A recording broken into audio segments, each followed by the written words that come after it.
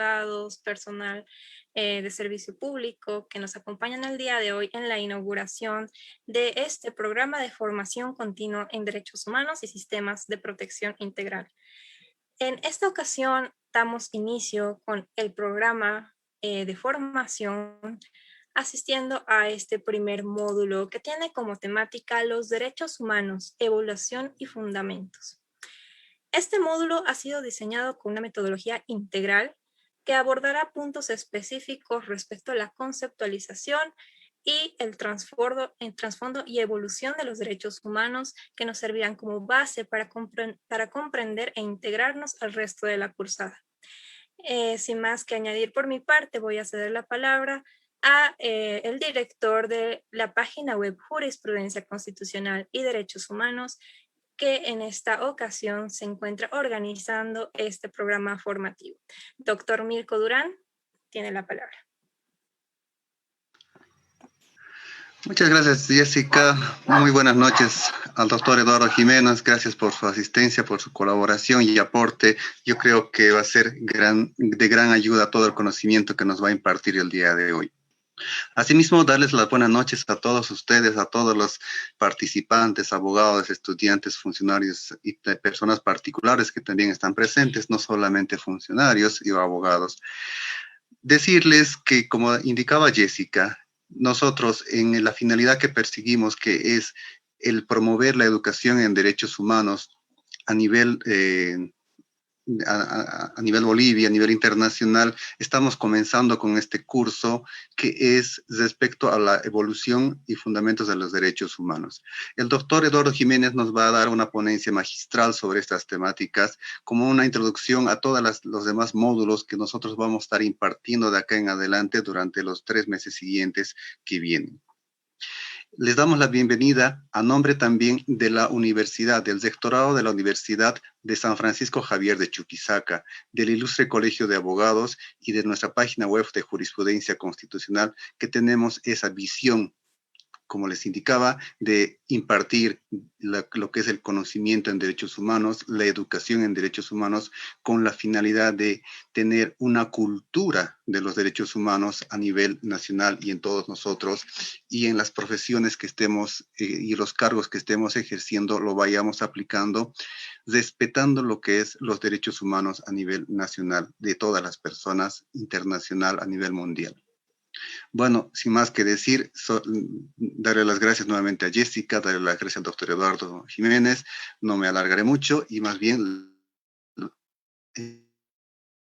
empezaremos lo que es con la ponencia magistral que ahora ya con mucho agrado. Por supuesto que sí, doctor Mirko, muchas gracias. El día de hoy, como mencionaba, tenemos la participación del doctor Eduardo Jiménez, profesor titular catedrático cursado en las asignaturas de Teoría Constitucional de la Facultad de Derecho de la Universidad Nacional Mar del Plata y Elementos de Derecho Internacional, licenciatura en Relaciones Internacionales, Facultad de Ciencias Humanas de la Universidad Nacional del Centro de la Provincia de Buenos Aires. Es también profesor adjunto cursado en la Cátedra de Derechos Humanos y Garantías de la Facultad de Derecho de la Universidad Nacional del Mar del Plata, doctor en Derecho por la Universidad Nacional del Mar del Plata, magíster en Derecho y Política Ambiental por la Universidad del País Vasco en España, con especializaciones en posgrado en Common Law de la Universidad de Cambridge y Derecho Constitucional Comunitario por la Universidad de Salamanca, España. Autor de una veintena de libros de su autoría y coautoría, con alrededor de 250 artículos, publicaciones periódicas en diversos medios. Fue profesor visitante de las universidades de Lima, Perú, Salamanca, Carlos III, la Universidad Complutense y la Universidad de Valencia en España y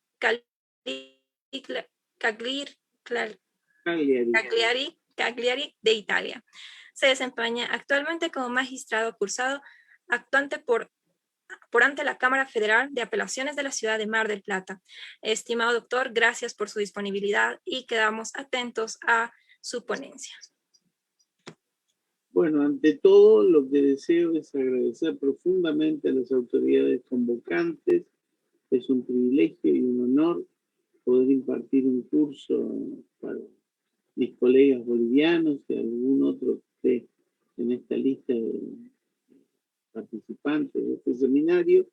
Desde ya que les quiero decir que asistiremos a una puesta en valor de ciertas indicaciones que he podido evaluar a través de mi vida, y que son puestas a evaluación por ustedes, que son pares míos, y en tal caso lo que estaremos es haciendo una volvedora e interesante comunidad de ideas.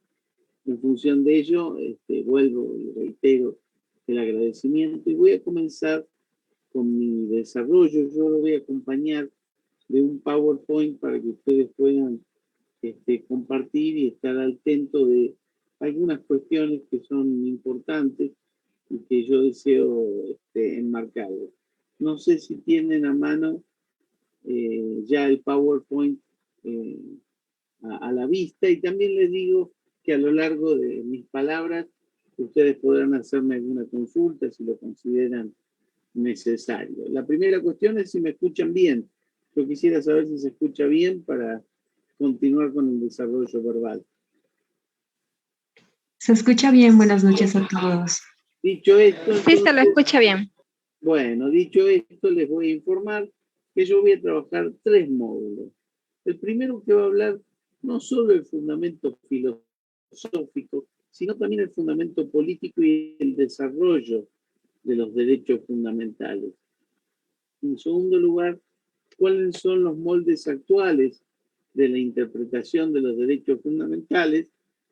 Y en tercer término, espero que podamos compendiar todo el desarrollo, hablar sobre la Comisión y la Corte Interamericana, que serían los dos operadores de los derechos humanos en el área que han, yo digo, que han tenido una gran importancia en la evolución favorable de la idea de los derechos fundamentales. También les quiero decir que, bueno, como decía la autoridad convocante con mucha precisión, es muy buena la formación o la idea de formación en derechos humanos.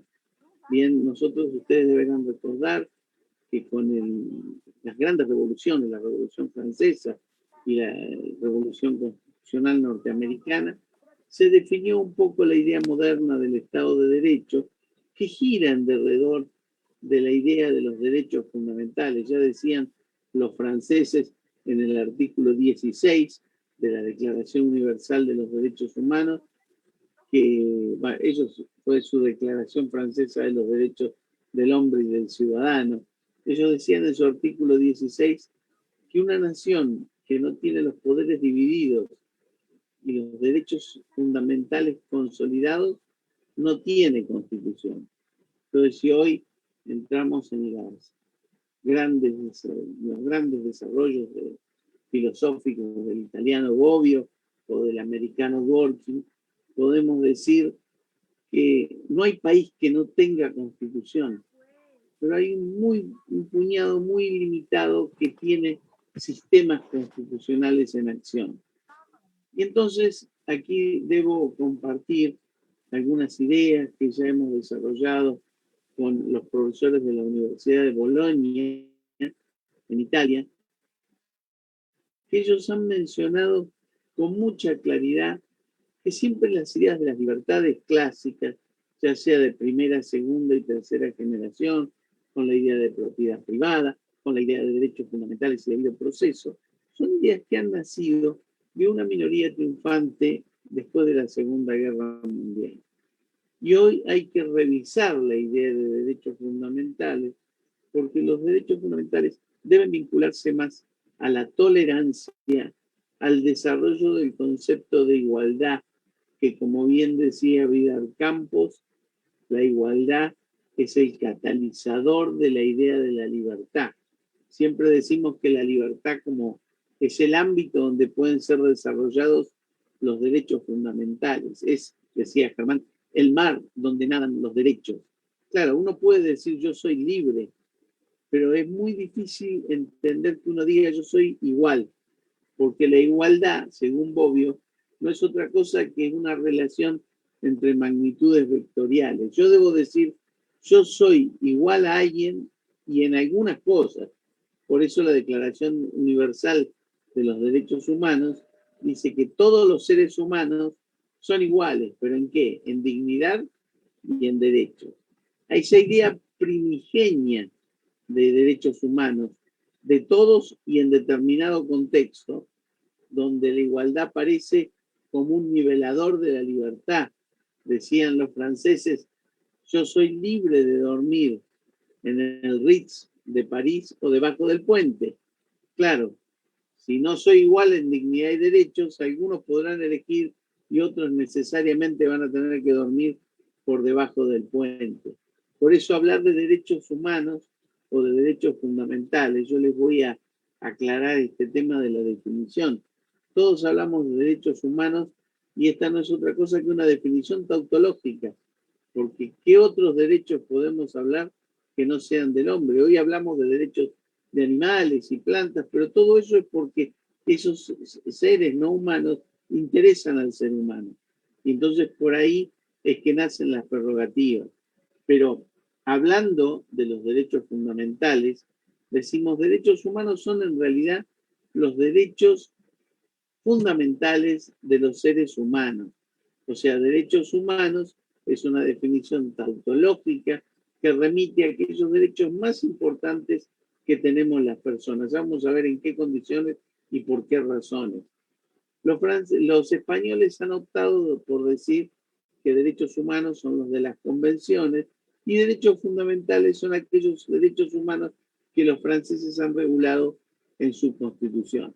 Esta es la división básica. Pero hoy, hablando de la idea de tolerancia, se habla mucho de que los derechos humanos deben incorporar los derechos de aquellos sectores que han sido discriminados o que no han sido interpretados en su rol importante. En Argentina, por ejemplo, se habla como grupos o minorías o grupos desaventajados, aquellas personas con discapacidad, o las mujeres, o los niños, o los ancianos, o las comunidades aborígenes. Entonces, dentro del ámbito de la apreciación nacional de cada estado, hay realidades cotidianas que hacen a la esencia de cada nación y deben ser consideradas en un esquema realmente global de derechos humanos, y es a eso que apuntamos. Si hablamos de un análisis semántico de los instrumentos internacionales, que son los que más han puesto en valor a los derechos fundamentales de las personas, es que los derechos que están ahí consagrados consisten en la posibilidad de poner límites a la acción estatal y, por supuesto, al poder ciudadano de reivindicar su derecho y de esta manera anular aquellas decisiones que sean o arbitrarias o contrarias al mismo. O sea, derechos humanos implicarán la posibilidad cierta y real de tener derechos. Bien, y cuando están en los instrumentos internacionales, básicamente el mayor logro es que permiten limitar al accionar de los estados. Vaya si ha pasado esto en América Latina, en la gran época no por buena, de las dictaduras, donde la Comisión y la Corte Interamericana han permitido poner límites a la acción del Estado cuando esta acción violaba los derechos humanos. Cosa que no termina con las puestas en valor de las democracias, porque siempre hay acciones de los estados que deben ser acomodadas o modificadas para que la democracia surta ese efecto de construcción cotidiana, periódica y de debate ciudadano. Bien. Cuando hablamos de los derechos humanos, estamos hablando en principio de ciertos y determinados derechos que pertenecen al ser humano en cuanto tal, sean cuales fueren las particularidades accidentales de su posición de la sociedad. Y ahí diremos, los derechos humanos preceden a cualquier regulación normativa o nacen con la regulación normativa. Es decir, seremos ius positivistas o ius naturalistas, según la naturaleza que demos a los derechos humanos. Pero yo, por ejemplo, soy ius positivista, pero no de la norma estricta. Yo soy ius positivista y sigo en eso al alemán Alexi, que dice que todas las constituciones regulan principios más que derechos. Y esos principios pueden ser interpretables. Por ejemplo, voy a hablar por un segundo de la Constitución Argentina, que tiene un artículo que es el número 19, que habla del principio de reserva, cuando dice que las acciones privadas de las personas están solo reservadas a Dios o a la propia conciencia y exenta de la autoridad de los magistrados. Este es un principio clarísimo, pero en algún momento tendremos que saber cuándo una acción privada excede a lo que es razonablemente autorreferente y entonces ingresa a lo socialmente reprochable. Ahí es donde el principio tiene que ser interpretado. Por eso yo digo que en un sistema democrático de los derechos humanos es muy importante el rol de los jueces cuando hacen también interpretaciones democráticas del sentido de los derechos, siempre que los confines de la interpretación estén en las normas de la Constitución. Bien, Vidal era en esto, siendo un naturalista, él decía que si hay una norma mejor, pero los derechos humanos existen siempre más allá de una norma, pero él decía, en realidad, el real enemigo que tenemos todos los que creemos en la vigencia de los derechos humanos son aquellas personas que tienen actitudes negacionistas hacia los derechos humanos. Hay algunos autores que dicen, como los derechos humanos no nos permiten decir qué cosa es de quién, más vale no hablar de ellos. Entonces, seamos naturalistas o positivistas, lo importante es que enfaticemos que existen derechos fundamentales que pertenecen al ser humano, ya sea porque entre todos hemos decidido hacer un esquema normativo que los resguarde o porque son anteriores a la norma. Esta discusión filosófica, como decía Bobbio, es bastante irregular cuando ya tenemos normas internacionales que los regulan a los derechos humanos. Entonces dice Bobbio, dejémonos de interpretar los fundamentos y hagámoslo cumplir, porque ya tenemos la Declaración Universal y todos los convenios regionales. No es tan importante saber el origen, sino ahí están, hagámoslo cumplir. Una definición de derechos humanos en sentido subjetivo podría ser el derecho a tener la posibilidad de tener derechos. Cuando yo tengo derecho a tener derechos, puedo decir, tengo derechos fundamentales. O el derecho a ocupar una posición que me permita ejercer derechos y mantenerlos. ¿Bien? Cuando una democracia permite que haya cada vez más sectores sociales que accedan a los derechos humanos básicos. Claro, ¿cómo puede concebirse la naturaleza humana para que sea posible una noción de derechos humanos? Acá sí se pone bravo el asunto, porque todo ataque contra la esencia de propiedad del ser humano, y digo propiedad del ser humano como atributo esencial, de ser capaz de perseguir objetivos conscientemente, o sea, cuando uno asume que los objetivos que puede perseguir son digitados por el Estado o digitados por un capitalismo que avanza, concentra y disminuye la capacidad volitiva, vamos a decir, tenemos problemas para el ejercicio de los derechos humanos. Cuando somos capaces de perseguir objetivos conscientemente, podemos hablar de que estamos en condiciones de protegernos frente a una violación de los derechos humanos, porque al mismo tiempo esto le quita la posibilidad a la persona de ser un sujeto de derechos en general. ¿Cómo entonces superamos las diferencias en el modo de interpretar los derechos humanos? Porque aun cuando todo parece tan fácil, cuando el artículo 1 de la Declaración Universal dice todos los seres humanos son libres e iguales en dignidad y derechos. Este instrumento, que es una declaración que no tiene fuerza obligatoria, ha sido, sin embargo, admitido por la mayoría de los países del mundo. El asunto es cuando lo interpretamos. Imaginen que le preguntamos a un norteamericano, primero le decimos que todos los seres humanos son libres e iguales en dignidad y derechos. Y después le preguntamos, ¿y cuándo se violan los derechos humanos en tu país? Y cuando no me permiten usar mi propiedad, cuando me meten preso sin condena, cuando no me dejan ejercer las libertades de comercio, cuando no me dejan ejercer las libertades de tránsito. Y le preguntamos a un país de la ex órbita comunista o a un cubano, ¿y cuándo se violan los derechos humanos? Y cuando no tengo salud, cuando no tengo trabajo, cuando no tengo vivienda. Entonces ahí vienen las problemáticas de interpretación.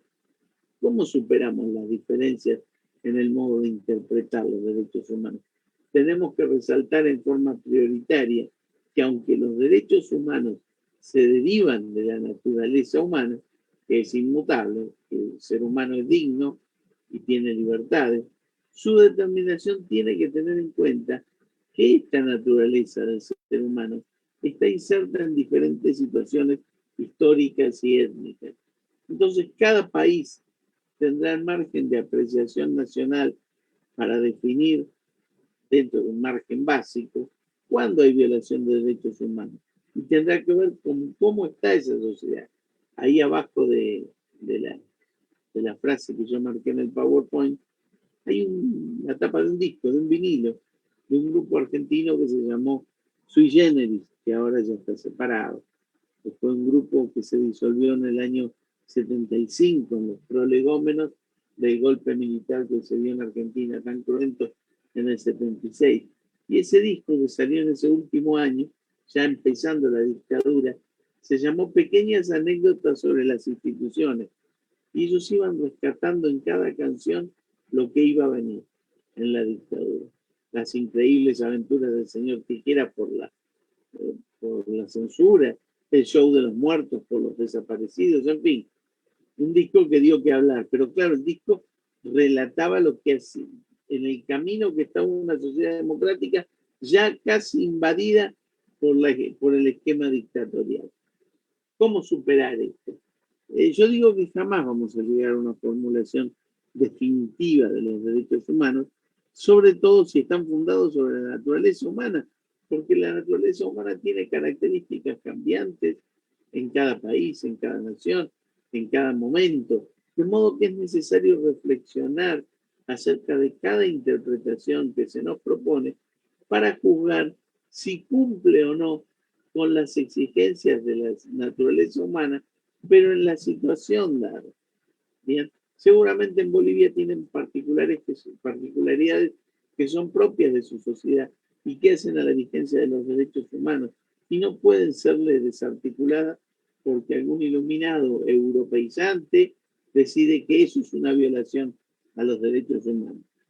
Bien, ¿cómo pasar de lo que fue originariamente el derecho natural al derecho positivo en el campo de los derechos humanos?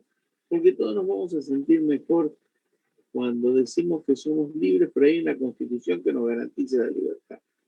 Bien, el concepto mismo de los derechos humanos es un desafío a los que son positivistas, porque hay que admitir que donde están en juego los derechos fundamentales, el asunto no depende solamente de la competencia de un Estado, porque el derecho humano en cuanto tal es indivisible y trasciende las fronteras del Estado. Por eso es tan importante cuando hablamos del derecho internacional de los derechos humanos, donde los tratados internacionales que después los Estados van incorporando, como cuando Argentina en el 84, Bolivia en el 79, aceptó la Convención Americana y aceptó con el Pacto de San José de Costa Rica una comisión y una Corte Interamericana de Protección, aceptamos que hay una doble vigencia de los derechos humanos. Primero en el orden nacional, y si eso no funciona hay un orden internacional ejercido entre pares, porque es un orden internacional americano, que termina juzgando si ahí se violaron o no los derechos humanos, que ya no son los de la Constitución Nacional, sino que son los del Pacto de San José de Costa Rica. Y entonces tenemos un doble estándar, porque los jueces que en cada país hacen control de constitucionalidad también suelen hacer control de convencionalidad, para saber si esos hechos, esos actos, no solamente violan a la Constitución Nacional, sino también al Pacto de San José de Costa Rica, para prevenir una acción de la Corte Interamericana. Bien, entonces, lo que sucede es que la comunidad internacional se basa en la existencia de los derechos fundamentales. Entonces tiene respeto por el logro y el accionar de un Estado nacional, pero también sabe que eso va a ser revisado, porque como decía el escritor Díaz Mallea, uno en la lucha contra los caníbales puede hacer cualquier cosa, menos terminar comiéndose a los caníbales. Eso es lo que pretende preservar un sistema como el interamericano. Uno, en cuanto a la lucha contra la delincuencia, puede hacer cualquier cosa, menos transformarte en un terrorista para luchar contra los delincuentes. Bien. La última pregunta de este esquema era, ¿hay una definición válida de los derechos humanos? Y entonces eso nos lleva a la segunda parte de este módulo, que refiere la idea de sistema jurídico y derechos humanos. ¿Qué quiero decir con esto? Primero, vamos a hacer un abordaje. Yo digo, cuando hay un sistema, estoy diciendo que hay un conjunto de elementos que se mueven en interacción. Decía un chino, Lao Tse, hace muchísimos años, desarma el carro y no vas a tener más un carro, porque un carro es mucho más que el conjunto de elementos que lo constituyen. Tenemos dos bueyes que tiran de un eje, una caja con dos ruedas, y eso es un carro. Ahora, si yo lo desarmo, voy a tener dos ruedas que solas no me van a servir para mucho, o dos bueyes que no caminan porque solo caminan si tiran del carro. Por eso el sistema es un conjunto de elementos que crece y se mueve en interacción. Yo digo que los derechos humanos conforman un sistema. Por eso han ido creciendo. Primera, segunda, tercera generación han ido sumando a los derechos nacionales, los derechos internacionales de los derechos humanos, y todo esto creció por adición y nunca se dio por sustracción. Entonces, yo pretendo acá relacionar las pautas de comportamiento jurídico global que tenemos en nuestras sociedades y sus consecuencias desde una perspectiva integradora, porque nosotros no podemos hablar de derechos humanos remitiéndonos a un país o a una sociedad, sino que tenemos que buscar aquellos caracteres que hacen que nosotros decidamos que la democracia es el mejor contexto en que los derechos humanos pueden crecer. Si nosotros no tenemos esta relación, no la encadenamos y no la interactuamos, no va a haber sistema y tampoco habrá derechos humanos. Claro, el sistema jurídico es una globalidad. El sistema jurídico de los bolivianos, de los paraguayos, de los argentinos y después de los interamericanos es una globalidad porque las normas irradian sus efectos hacia todo el sistema, con lo que es necesario explicar cuáles son las manifestaciones o al menos las más importantes para que el sistema pueda transformarse. Y ahí vuelvo a Alexis. Alexis dice, casi todos los países del mundo tienen una constitución, pero muy pocos países tienen un sistema constitucional. ¿Esto qué quiere decir? Hay muy pocos países en los cuales esa constitución irradia sus mandatos hacia el resto del ordenamiento y estos se cumplen. Ahí vamos a tener un sistema constitucional.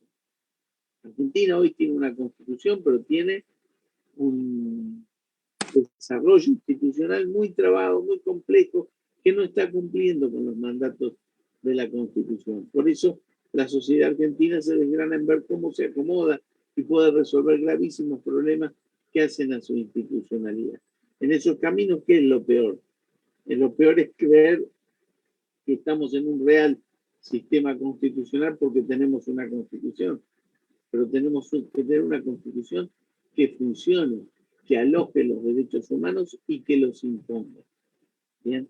Por eso algunos dicen, a veces los derechos humanos no se consolidan porque lo que no funciona es la sala de máquinas de la Constitución. Esto es la división de poderes, los controles republicanos. En fin, las transformaciones en un sistema tienen que producirse equilibradamente. Por eso la democracia es la mejor forma de manejo del sistema, porque siempre cree que todo debe crecer en equilibrio y con el diálogo. Bien. ¿Cuáles son entonces los efectos básicos que según Alexis tiene que tener un sistema para que nosotros digamos, bueno, sí, este es un sistema constitucional que funciona y que realmente permite que los ciudadanos digan yo vivo en un esquema de derechos humanos con posibilidad de ser realizado? Primero, un sistema constitucional limita los contenidos posibles del derecho común y excluyendo algunos comportamientos y exigiendo otros. ¿Eso qué quiere decir? Por ejemplo, la Constitución argentina tiene una regla en su artículo 18 que dice nulo un crimen, nula pena, sine lege. O sea, por el sistema constitucional argentino no debe haber crimen ni pena si antes del hecho no estuvo legislado. Siempre un hecho penal tiene que estar tipificado antes de ser castigado. Bien, este es un contenido que está obligado y algunos temas están hoy limitados y excluidos. Por ejemplo, la Constitución argentina, más allá de que nosotros, luego de firmar el Pacto de San José de Costa Rica, eliminamos por ley el único supuesto de pena de muerte que teníamos, que era en el Código de Justicia Militar, y hoy no la tenemos. Pero la Constitución, mucho antes de eso, decía que era eliminada la pena de muerte por causas políticas. Digamos, ese es un elemento que el sistema lo prohíbe. Igual que ahora tenemos un artículo 36 que prohíbe los golpes de Estado. Uno dice, bueno, pues si se da, si se da. Pero después prevé gravísimas penas para cuando vuelva a la normalidad. Entonces, esta Constitución mantiene su vigencia aun cuando se dé un golpe de Estado, porque está previendo condenas para los golpistas para cuando en algún momento se termine el hecho de golpe. Entonces, ¿qué estoy diciendo con esto?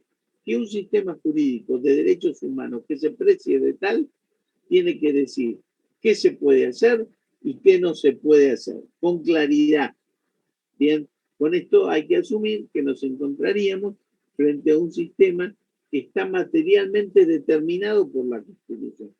Entonces, el primer efecto es que la Constitución determine los contenidos del sistema, pero que los determine con posibilidad de que se cumpla lo que determina.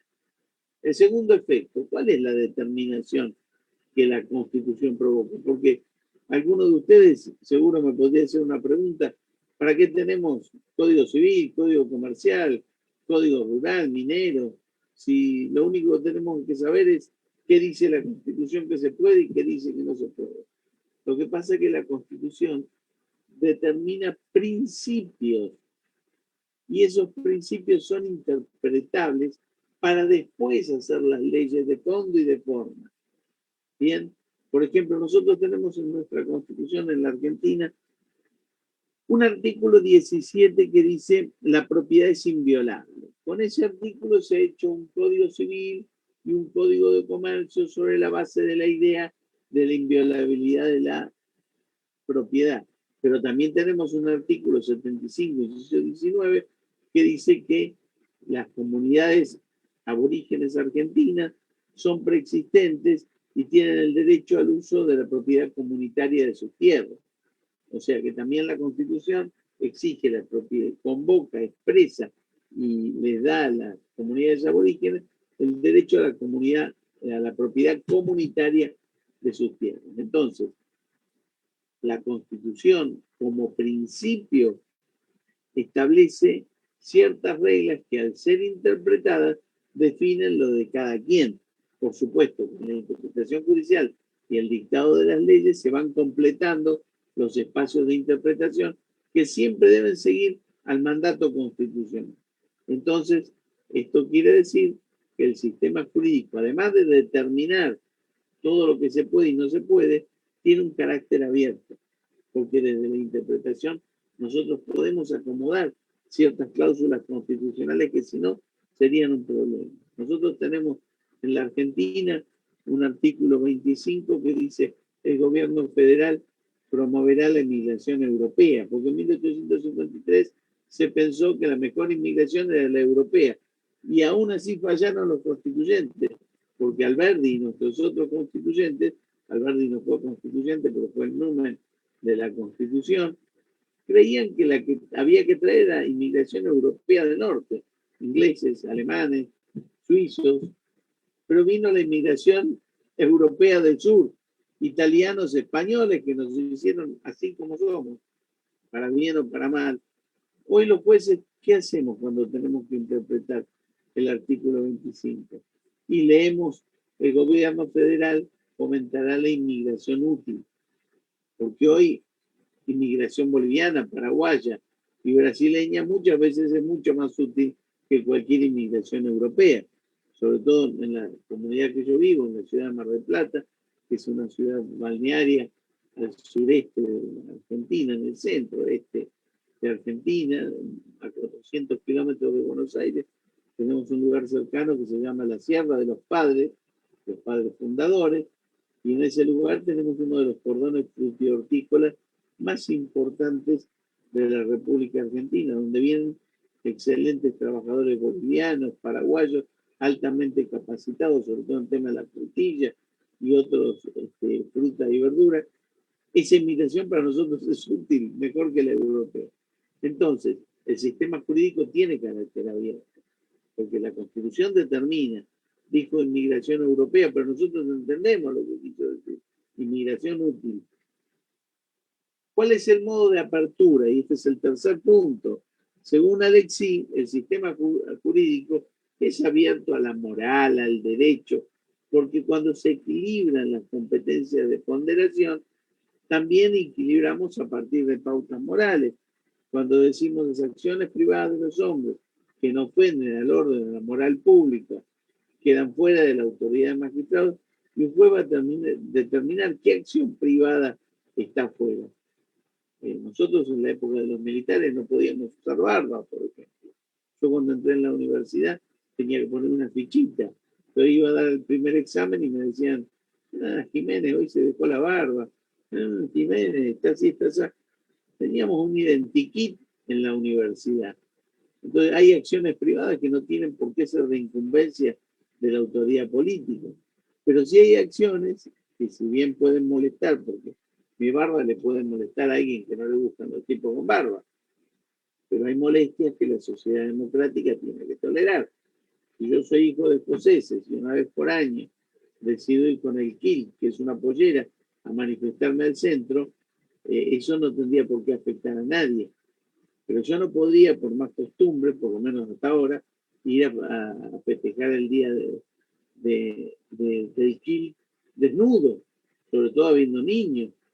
Entonces, esa modalidad interpretativa es la que le permite al juez o a cualquier intérprete, uno puede decir, yo quiero llegar, porque soy un presidente, a conseguir el bienestar general.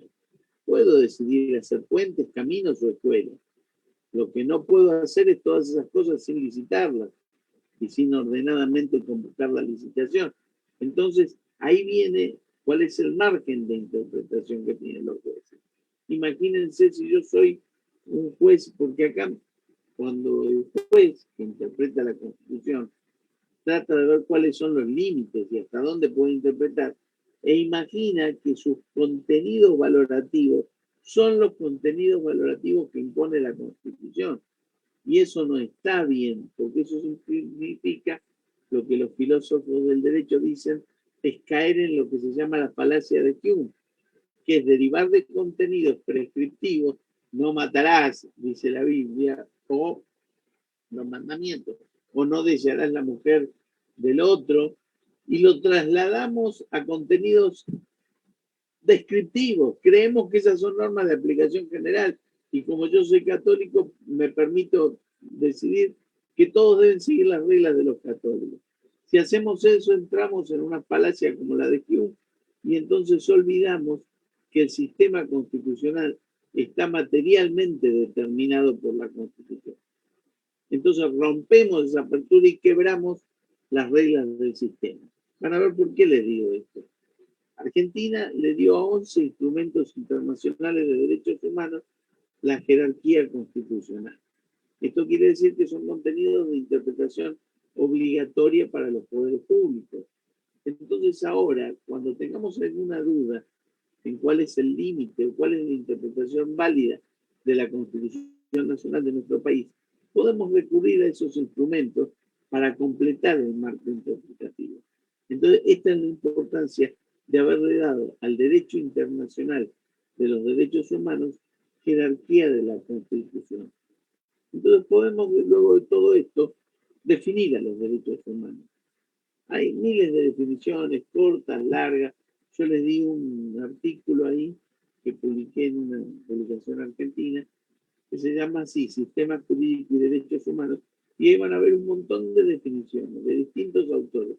Yo en esta charla, para poder dar mi charla en tiempo y adaptarla de una manera adecuada, les voy a dar mi definición, pero ustedes después pueden recurrir a las otras. Yo digo que los derechos humanos, o los derechos fundamentales, son facultades o prerrogativas no solo de la persona, sino también del grupo social, porque hay derechos individuales y derechos sociales, y que están enmarcadas en contexto de Estado de Derecho. Yo no concibo a los derechos humanos fuera del Estado de Derecho.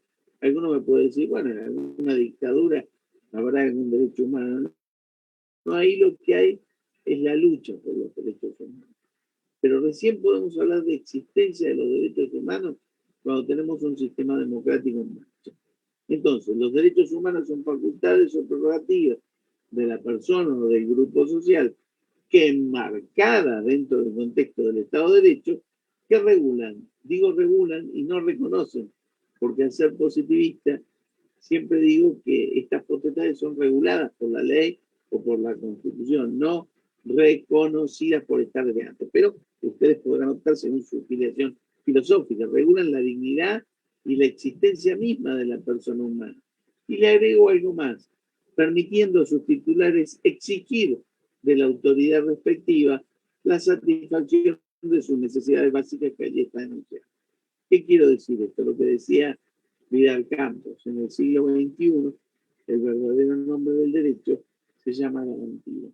Si nosotros no tenemos un proceso constitucional, un amparo, una vez corpus, una vez data, y muchas veces no tenemos el derecho de estar regulado. Y la posibilidad cierta de que con esa acción podemos exigir a las autoridades que se satisfagan las necesidades básicas que están enunciadas en estos textos de la Constitución. Esta para mí es una definición más que técnica didáctica. Después las otras los pedimos que ustedes lo vean. Pero entonces el sistema de derechos humanos, cuando se cumple con estas tres reglas de Alexis, resuelve el conflicto. Ustedes recuerdan de La Salle, cuando en la Alemania de 1800 se preguntaba qué es una constitución. Pero no me den esta hoja de papel, porque la constitución es la realidad viva de la sociedad. Los derechos humanos integrados a la constitución acercan la cosa formal a la realidad material. La constitución formal es el derecho de la constitución, que es norma jurídica, y ahora reviste fuerza y vigor, lo que significa que los principios deben cumplirse. Los jueces y los restantes poderes públicos, un legislador cuando hace la ley, un presidente cuando administra, tienen por función conferirle aplicación directa e inmediata al sistema constitucional, cada uno en el límite de sus competencias. Entonces, la Constitución textual, digo, el texto de la Constitución, con el aporte de los instrumentos internacionales de derechos humanos, permite al intérprete cualquiera fuera, jurista, juez, funcionario, hacer una opción democrática que privilegie en todos los casos la vigencia de los derechos fundamentales, pero desde el camino que impone la Constitución y las pautas de su interpretación. Por eso yo digo, ahora es muy importante acotar y sostener el rol interpretativo que tienen los jueces del sistema constitucional, que debe ser un rol abierto y determinado por los principios de la democracia. Con esto, ¿qué quiero decir? La persona humana, por lo menos en la Argentina, alcanza con este artículo que le da jerarquía constitucional a los tratados, la calidad y el rango de sujeto de derecho internacional. Porque un Estado que se hace parte en el sistema internacional de derechos humanos, y mucho más el que le da jerarquía constitucional a este sistema, no solo mantiene su jurisdicción doméstica, pero la mantiene en forma no exclusiva, sino en modo concurrente con la jurisdicción que también tiene la Corte Interamericana y que le va a obligar a respetar los derechos y los deberes. Vamos a seguir un poquito más. espero que estén pudiendo soportar esta cuestión. Ahora vamos a ver algo que también es importante que ustedes conozcan, es cómo fue marcando ese desarrollo desde los derechos humanos de primera generación hasta la tercera generación. Yo digo, esta división de los derechos humanos en generaciones es académico, a los fines de la enseñanza, porque los derechos humanos conforman una unidad y no hay unos y otros para dividirlos y decir que algunos sean más importantes que otros. Hecha esta aclaración, es bastante interesante verlos desde su aparición histórica. Los derechos fundamentales entonces integran un catálogo de prerrogativas que no pueden ser suspendidos ni siquiera en estado de excepción. Vean ustedes que pueden ser limitados, pero no pueden ser suspendidos, sino lean el artículo 27 del Pacto de San José de Costa Rica que dice qué se hace en momentos de emergencia, sobre todo ahora que vivimos momentos tan dolorosos como la emergencia de la pandemia. Entonces, para hablar de derechos humanos tenemos que delimitar el bien jurídico protegido, establecer cuál es la vinculación de ellos con la Constitución y explicar por qué son invulnerables estos derechos a diferencia de otros. Entonces, señalar la existencia de derechos fundamentales quiere decir que a ciertas situaciones que son ventajosas y que el orden jurídico les da una cierta validez, el sistema constitucional les da un nivel reforzado. La vida como inviolable, la propiedad privada como inviolable o la propiedad comunidad aborigen como inviolable. Por esto es que se requiere una elaboración teórica y técnico-jurídica que permita verificar en cada caso y con acertado grado de certeza si estamos hablando de un derecho fundamental o no. Acá juega un rol preponderante la ubicación y la prevalencia de los derechos fundamentales. Entonces, otra vez la definición, que no voy a repetir, de la persona, del grupo social, dentro del Estado de Derecho, que permiten que exijamos a las autoridades que cumplan estas facultades.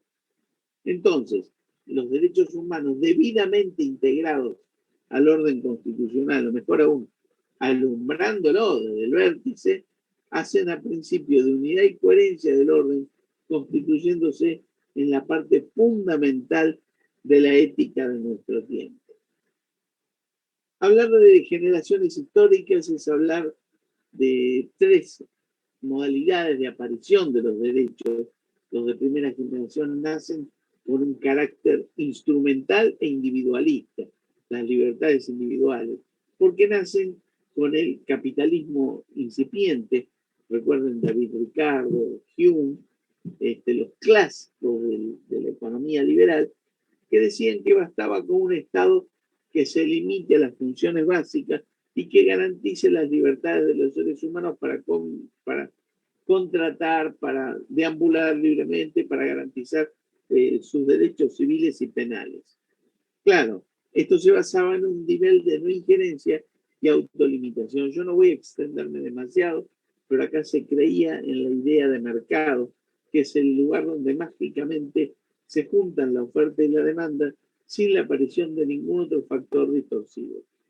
Bien, después, con los tiempos, se vio con el modelo clásico keynesiano que el Estado tenía un rol en la expansión monetaria y finalmente la idea de la estagflación y un poco el avance del capitalismo sobre la democracia cuando en los tiempos que corren la democracia para persistir necesita mayores caudales de diálogo y el capitalismo para persistir requiere de una mayor concentración.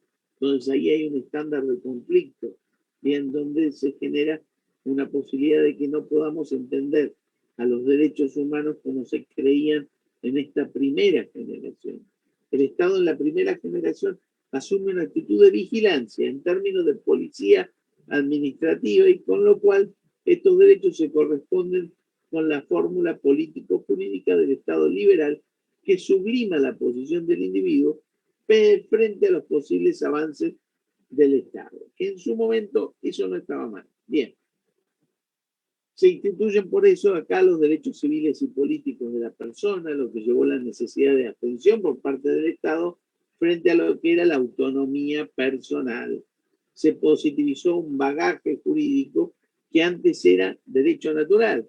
Ahora el derecho natural fue cooptado por la razón decidida por los parlamentos o los congresos, que eran la representación del pueblo, de la burguesía naciente después de caído los estados totalitarios y absolutos, como Luis XVI y María Antonieta, al momento de la toma de la Bastilla. La idea era que el derecho no se separase del todo de la idea prevalente de moral de aquella época victoriana y del nacimiento de los derechos de primera generación.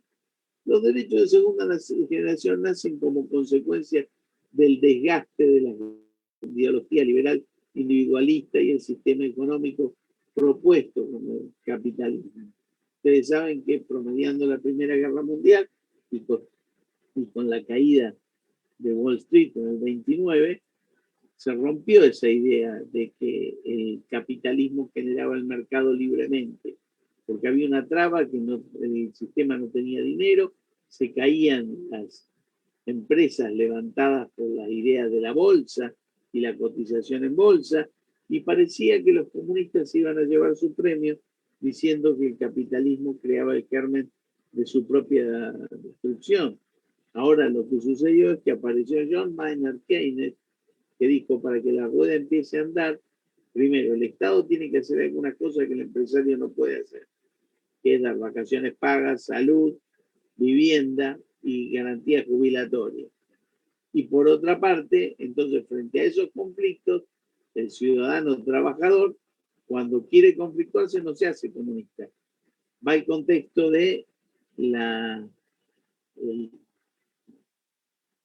convención colectiva de trabajo.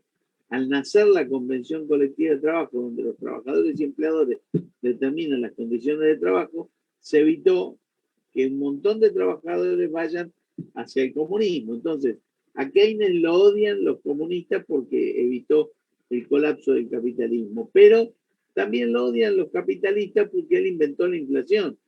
Él en ese momento de estancamiento decía lo que es importante es hacer obra pública, con lo que es bueno que venga una cuadrilla que haga un pozo y otra que la tape, siempre que se le dé un salario a los dos para que empiecen a comprar y el mercado arranque de nuevo. Con el abuso de ese modelo se llegó al estancamiento con inflación, que es lo que muchos de los países de la región, ahora pocos, Argentina y 2 o 3 más, estamos sufriendo con el tema inflacionario. Pero acá se desplegaron con éxito las acciones reivindicativas de los movimientos económicos, sociales y culturales de la segunda mitad del siglo XIX, consiguiéndose la formulación del Estado Social de Derecho con apetencias, yo acá digo, de sustituir al Estado liberal. En realidad lo complementó. Bien, al Estado liberal se le agregó el Estado social. Pero para que este Estado social se realice acá, el Estado tenía que cumplir un rol. Porque con Keynes ya se empezó a discutir si el Estado tiene que participar poco o mucho, pero ya no se discute más que algo tiene que hacer el Estado para desarrollar los derechos sociales. En este periodo, los derechos fundamentales se expresan como prerrogativas de participación y requieren, para ser implementados, una política activa por parte de los poderes públicos, ya sea planes de vivienda, escuelas, hospitales y la actuación potente de los servicios públicos. Esto quizá no lo veamos bien en nuestra América Latina, donde muchas veces hemos confundido socialdemocracia con corporativismo, pero hay algunos países, por ejemplo Francia, donde a uno le exaccionan más de un 50% de lo que gana en impuestos, pero los servicios son impecables. Uno puede necesitar desde una aspirina hasta un tratamiento complejo de cáncer que lo va a tener. Bien. Pero bueno, todo es a costa de todo. Bien. Entonces, las distinciones entre derechos civiles y políticos y después derechos económicos, sociales y culturales se basan en una distinción cegada y naturalista. O sea, los liberales dicen los derechos civiles y políticos serán de inmediato y los económicos, sociales y culturales cuando el Estado pueda. Y eso es dividir para mal, ¿bien? Tanto los derechos civiles como los políticos, cuanto los económicos, sociales y culturales, en realidad constituyen obligaciones positivas y negativas que incumben a los estados que los consagran. Porque si los consagramos en el sistema jurídico, y no los hacemos efectivos, tenemos un conflicto. Se impone ahora una autolimitación de la discrecionalidad del Estado, porque el Estado, ahora que está presente, se transforma en burócrata. Y ustedes saben que la burocracia siempre termina quebrando las maquinarias. Entonces, los derechos de segunda generación no sustituyen completamente al modelo privado clásico, sino que serían un modelo correctivo e integrador de las funcionalidades del anterior. Yo siempre recomiendo un libro de Vidal Campos que se llama Los equilibrios de la libertad, donde él dice, la libertad es el factor que equilibra los excesos la igualdad es el factor equilibrante que puede romper los excesos de la libertad absoluta. Bien, entonces, hay limitaciones de algunas de las reglas fundantes y aflora la idea de intervención estatal toda vez que el funcionamiento libre del mercado no garantice resultados estables. Control de monopolios, de oligopolios, de manipulaciones, tanto por parte del Estado como por parte del capitalismo influido por la globalización. Y finalmente tenemos los derechos humanos de tercera generación, que no abjuran de los principios del Estado de Derecho, pero se vincula a una idea de necesario consenso y acuerdo buscado sobre una pluralidad de concepciones. Se hablan de derechos como de cooperación y solidaridad, y son emergentes de dos cosas, de el desmedido desarrollo de la sociedad industrial. Yo cuando empecé a estudiar Derecho y tenía una materia que se llamaba Derechos Agrarios, había una definición que decía que hay recursos naturales renovables y otros no renovables. Los renovables son los que se agotan con un primer uso y los que se pueden seguir utilizando a partir del primer uso. Y los no renovables son los que los usé y los agoté. Por ejemplo, cuando se agoten todos los fósiles de dinosaurios, nos vamos a quedar sin petróleo. Pero podemos talar un bosque porque el bosque deja semillas y después nace otro bosque nuevo. Lo que sucede es que la perspectiva del capitalismo, de utilizar los medios de la sociedad moderna para explotar al planeta de una manera que creían era sin límites, transformó a todos los recursos en no renovables. Porque si hoy nosotros talamos un bosque, lo hacemos con tal rapidez que las semillas que dejaron los árboles se las lleva el viento y ahí tenemos un nuevo desierto. Bien, por eso hoy en las constituciones se suele agregar la idea de sustentabilidad en el desarrollo para la calidad de vida del género humano y por supuesto, complementado con eso en la paz política, el descreimiento de la sociedad en sus representantes, hablan de una mayor evolución de lo que es la elaboración del consenso ciudadano y el diálogo. Esto lo plasmó de una forma increíble Carlos Nino, que justamente falleció en la ciudad de La Paz, Bolivia, cuando iba a dar una conferencia a los 40 y pico de años, tuvo un ataque de asma y no se lo pudieron resolver y falleció lamentablemente, un hombre de la mejor etapa de su creatividad. Y él decía, tenemos que llegar a una democracia deliberativa, porque si no esta democracia se hace astilla presionada por el capitalismo. Hoy se dice, por ejemplo, que la sociedad mundial nunca fue tan rica como ahora. Nunca la sociedad fue tan rica en bienes, servicios, pero claro, esa riqueza nunca estuvo tan acumulada en pocas manos como la está hoy. Bien, entonces por eso es que tenemos que seguir trabajando la idea de derechos humanos. Estos derechos son ligados a las consecuencias del desmedido desarrollo capitalista y el quiebre de la sociedad democrática con base en la corrupción social y política. ¿Qué es lo que queremos acá? Un freno frente al abuso, con la idea de solidaridad. Estos derechos de tercera generación se preocupan de las garantías ecológicas de los derechos económicos. Antes, en la segunda generación, el eje era el trabajador, porque el trabajador era la gallina de los huevos. El trabajador hay que garantizar la educación, jubilación, servicios de salud, porque si se muere no hay trabajador y no hay mercado. Hoy la nueva gallina de los huevos de oro es el consumidor.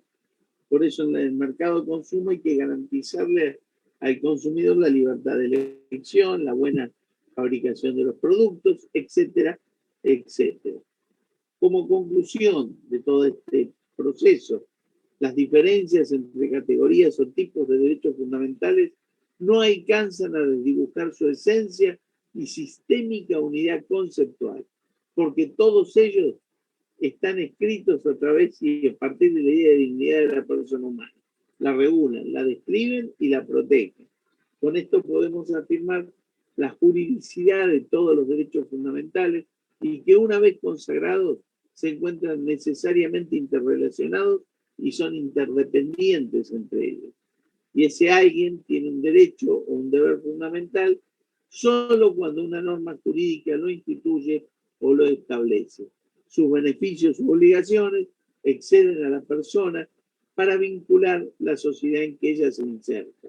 Y más allá de la formulación más o menos precisa, los derechos fundamentales, como dice Alexis, tienen carácter de principios y como son principios admiten la idea de interpretación de su contenido esencial. Entonces, el hecho de que una norma fundamental efectivamente obligue a las personas a cumplir los derechos de los habitantes nos hace rechazar la idea de que una convención jurídica torne positiva una moral determinada. La legalidad constitucional no es estrictamente formal, porque si bien deriva de la forma, que son las constituciones, las leyes, estas formas son pensadas por personas que tienen interpretaciones filosóficas e históricas. O sea, cuando se hace una ley, no es la fría ley, es la ley que hicieron los legisladores, que se corresponden con la moral de una época, y al igual que la Constitución. Bueno, ahora quería darles algo que es para mí lo más importante de esta primera saga interpretativa, que es hablar del valor desarrollo humano en el contexto de una democracia que sea realmente sustentable. Acá la idea que la reforma argentina del 94 incorporó la expresión desarrollo humano y provocó un cambio importante en el techo ideológico del sistema constitucional argentino. Pero yo esto a ustedes se los explico como idea general, no como idea de la Constitución argentina. ¿Por qué? Porque el sistema constitucional se integra con un núcleo ideológico y valorativo que tiene que ser ubicado en el contexto de los nuevos valores que aporta la actualidad en el derecho constitucional. Entonces, si no alcanza con legislar, con reglamentar, con la regulación de los distintos ministerios, se impone siempre la intervención directa de la autoridad para efectivizar la protección de los derechos humanos. Bien lo dice el artículo 2 de la Constitución italiana. Los derechos sociales se hacen cuando el Estado rompe todas las barreras que imposibilitan llegar a la igualdad real. Bien, entonces, ¿de qué manera los poderes constituidos deben intervenir para llegar al desarrollo humano? O dictando leyes, o medidas de promoción, o por vía directa, con medidas concretas de acción de gobierno. Los derechos entonces se promueven cuando se adoptan las medidas para hacerlos accesibles y disponibles a favor de todos. Y esto exige una base real igualitaria que elimine por debajo de su nivel cuanto hay de óbice de toda naturaleza que impida que muchos consigan disfrutar y ejercitar una equivalente libertad que sea real y efectiva. Esto obliga al Estado a remover, como les dije yo de la Constitución italiana, todo obstáculo impeditivo de la libertad e igualdad de oportunidades y de la participación de todos en la comunidad. Esto es un liberalismo de solidaridad social, el Estado social y democrático de derecho. Donde quiera que haya una necesidad, debe haber un refuerzo de la promoción de la igualdad real y de los derechos humanos. Esta nueva impronta del constitucionalismo social se consolida entonces cuando se incorporan las ideas de desarrollo humano. Bien, entonces el valor de desarrollo humano obra acá como centro de confluencia que requiere que operen en conjunto todos los anteriores componentes que son las autoridades estatales.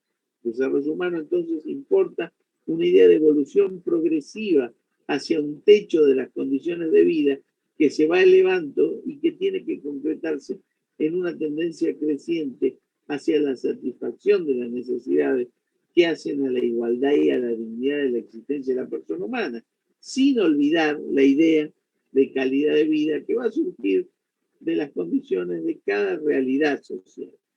Bien, el desarrollo humano aparece entonces para el constituyente como un equivalente del desarrollo sustentable cuando hablamos de medio ambiente, una temática transversal que toca todas las áreas. Por eso decimos que proteger al ambiente no da una posibilidad cierta solo cuando se acopla al desarrollo, porque la incorporación de la tutela del ambiente al concepto del desarrollo hace que se reelaboren ambos términos, desarrollo y medio ambiente. La aplicación de esta regla obliga a corregir errores, cambiar actividades y ajustar procederes. Por ello, cada obra, actividad o acción que se emprenda tiene que ser efectuada teniendo en cuenta que no produzca determinado tipo de consecuencias nocivas para el medio ambiente, pero para la calidad humana en general, porque tenemos que pensar en nuestro futuro. Bien. A ver, dicho esto, me gustaría aportarles algo que me parece que es de la máxima importancia. Yo les dije recién, o les estuve aportando unas ideas que tienen que ver con la naturaleza filosófica de los derechos humanos, que se corresponden a una idea clásica de la dignidad del ser humano, que la Constitución las impone, que el desarrollo humano las corrige y las actualiza, pero a veces los estados no hacen nada de eso. Entonces tenemos realidades fácticas de las constituciones y no desarrollo. Entonces, quisiera hablar un poquito de la filosofía política de los derechos humanos en el contexto de los instrumentos internacionales de los derechos humanos. ¿Qué es esto? Las visiones del político y del Estado siempre subyacen en las distintas declaraciones sobre derechos humanos. Cuando se hacen las distintas declaraciones, siempre tenemos el político que instituyó, los estados que estuvieron de acuerdo en generarlo, ya sea cuando se los quiere implementar o cuando se producen las políticas que los estados implementan en función de estos tratados. Hay puntos de vista contemporáneos sobre derechos humanos que provienen de tres filosofías. La primera es el conservadurismo, la segunda, el liberalismo y la tercera, el comunitarismo. Esto para llevar un poco la interpretación filosófica a la realidad de la interpretación política. ¿Qué es el conservadurismo? Bueno, una filosofía de derechos desiguales.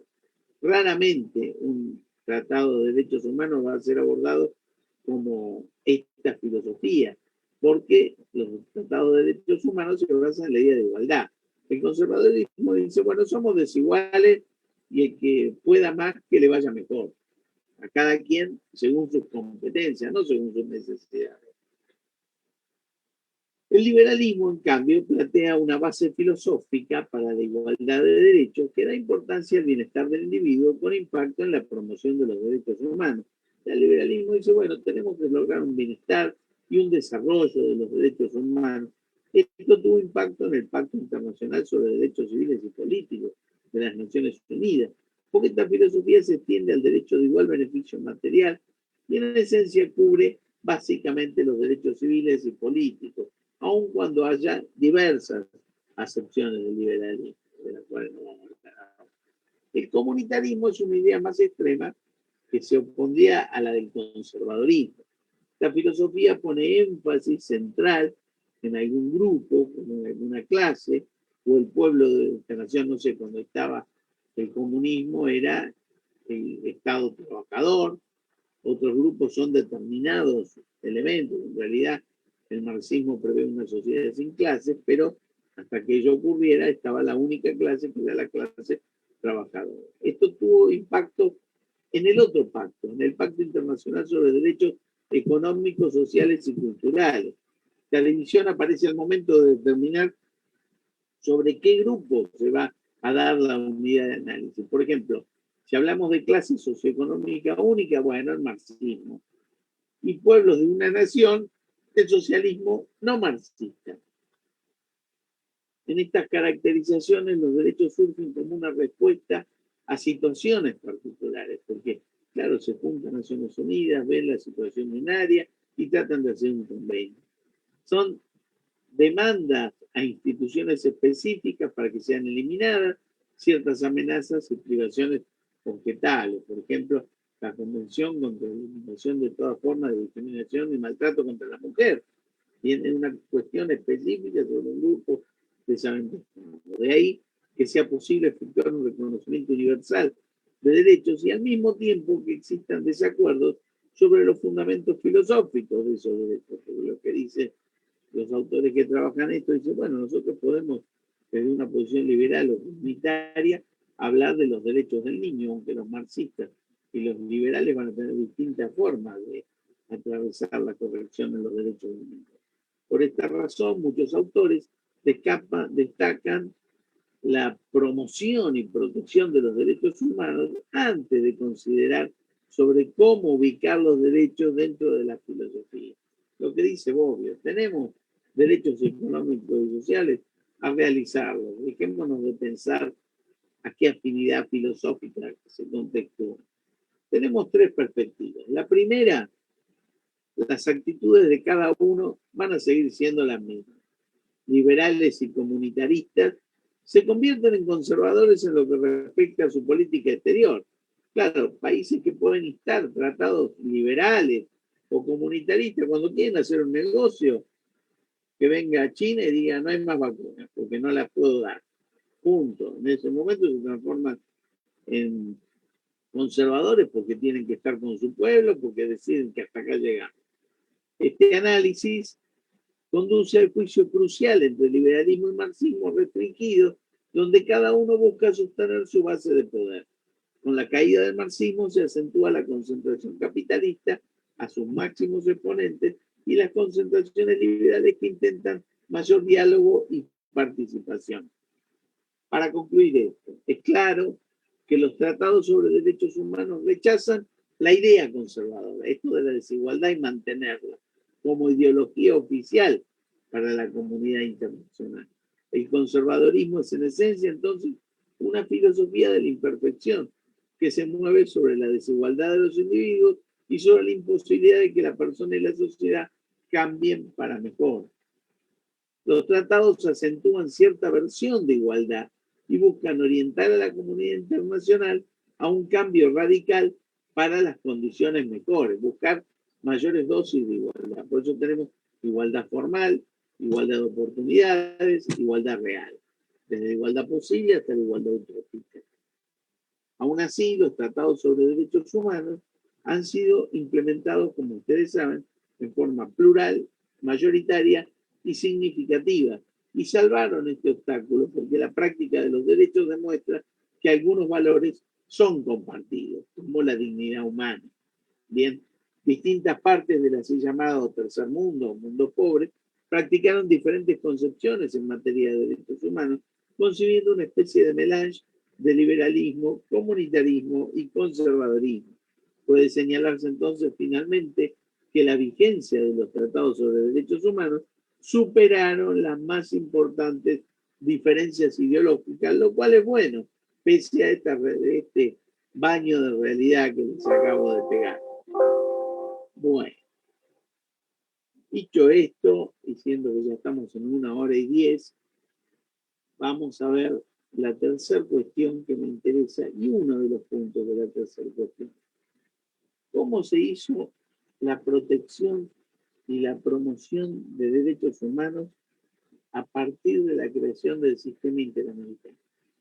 Ustedes saben que tenemos el sistema americano de la OEA, a partir del cual finalmente se creó un sistema de protección que es el sistema del Pacto de San José de Costa Rica o la Convención Americana, que crea una Comisión Interamericana de Derechos Humanos y una Corte Interamericana de Derechos Humanos. La comisión que hace tarea de promoción y protección y llegado el caso frente a una denuncia, puede hacer algunas publicaciones y finalmente como fiscal del sistema presentar la causa ante la Corte Interamericana.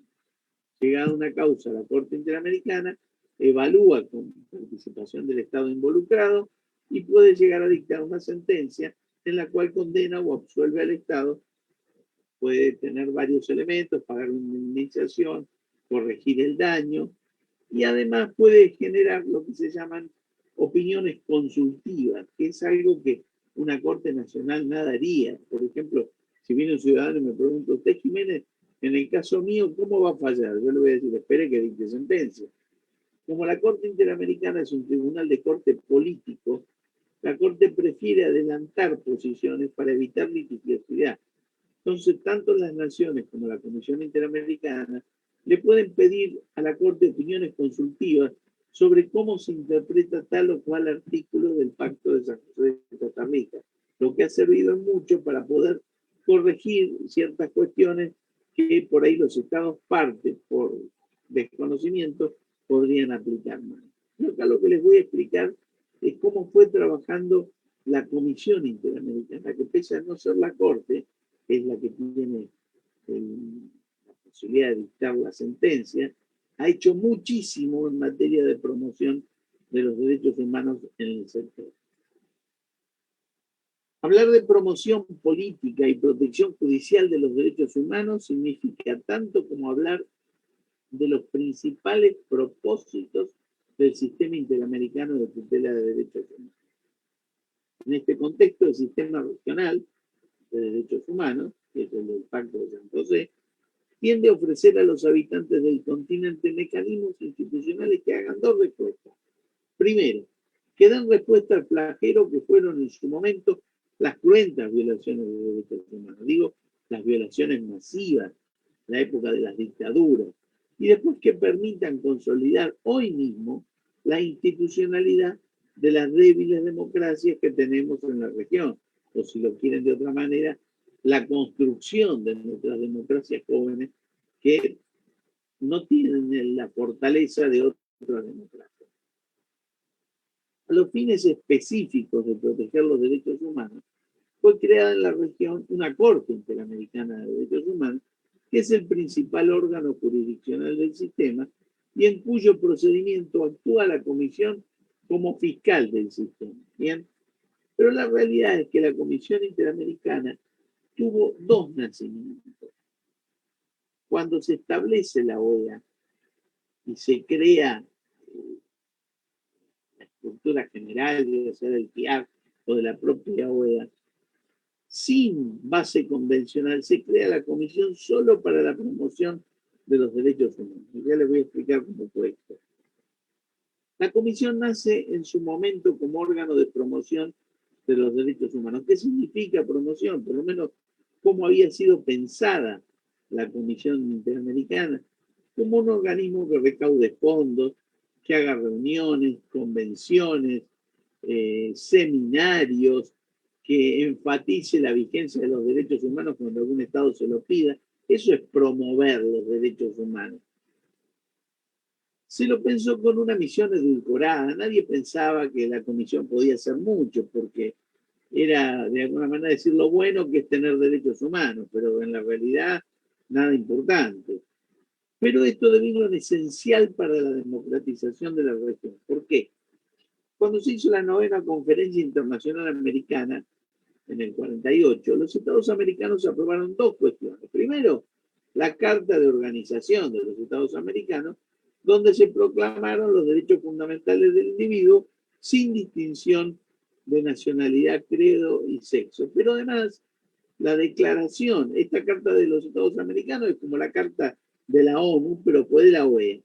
Y después la Declaración Americana de los Derechos del Hombre, que implicó un complemento esencial de la Carta de la OEA, que si bien como declaración no es vinculante, fue considerado como un sistema inicial de protección adecuado para el momento en que se dictó, al punto que la Declaración Americana de Derechos Humanos fue anterior a la Declaración Universal de los Derechos Humanos, para que vean la importancia que tuvo América en ese aspecto. Es que los derechos que ahí están ya tenían la fuerza de la costumbre internacional, y eso lo dijo la Corte Interamericana, aunque la Declaración Americana no tenía fuerza porque era solo una declaración, tenían la fuerza de ser las derivaciones de la costumbre internacional en materia de derechos humanos. Esto lo dijo la Corte en su opinión consultiva 10 del año 1989. La Carta de la OEA no contempló, cuando se hizo, ningún órgano o mecanismo encargado de la promoción o la protección de los derechos humanos. No había nada de lo que después fue el Pacto de San José de Costa Rica. Por ello, se encomendó al Comité Jurídico Interamericano hacer un proyecto de estatuto para hacer algo así como un tribunal internacional para proteger los derechos. Esto fue los primeros pasos de lo que finalmente fue el Pacto de San José de Costa Rica. Hasta ese momento, la creación de la Comisión Interamericana no derivaba de ningún tratado, sino de una simple resolución de un órgano de la OEA que fue aprobada por mayoría de sus miembros. Fue la quinta reunión de consulta de la OEA que creó la Comisión Interamericana. O sea que ni siquiera surgía de una convención, nada, era una resolución. Su condición era en origen ambigua, porque no tenía base convencional sólida para actuar cuando se denunciaban violaciones a los derechos humanos, que es lo que empezó a suceder.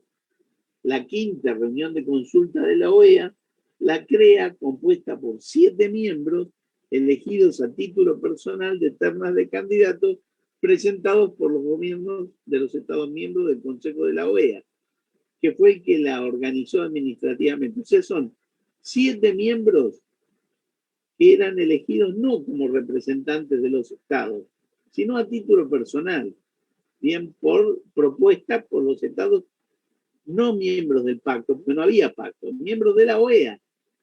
Entonces ahí podía proponer a alguien, Canadá, Estados Unidos, que no han ratificado el pacto. Bien. El 25 de mayo del 60, el Consejo de la OEA aprobó el Estatuto de la Comisión Interamericana y seleccionó la primera integración. Y el 3 de octubre del 60 se instala en Washington, que sucede hasta el día de hoy, y da comienzo a sus actividades como una entidad autónoma de la OEA de carácter no convencional. El mandato se limitaba estrictamente a promover el respeto de los derechos humanos, pero no tenía de competencias para asegurar la protección. ¿Qué pasó? Muchos pensaban que la simple promoción le iba a hacer eso nada más. Congresos, disertaciones, toma de conciencia. Pero ¿qué pasó? Muchos habitantes empezaron a denunciar que había graves violaciones de derechos humanos en sus estados. ¿Qué tuvo que hacer la Comisión Interamericana? Siempre hacía un informe anual, que era el informe anual de actividades, y agregaron un capítulo sobre violación de derechos humanos en América Latina. Lo que sucedió es que todo el mundo miraba el informe para ver el capítulo, para ver las denuncias que hacía la Comisión Interamericana sobre violaciones de derechos humanos. Si bien no iban a ninguna corte y no había ninguna sanción, la fuerza que tenían esas publicaciones hacían que muchos empresarios no iban a un país a poner sus industrias donde había denuncias de derechos humanos, o la comunidad internacional empezaba a expresarse en función de esto, lo que le dio otra entidad a la comisión que no tenía en sus orígenes.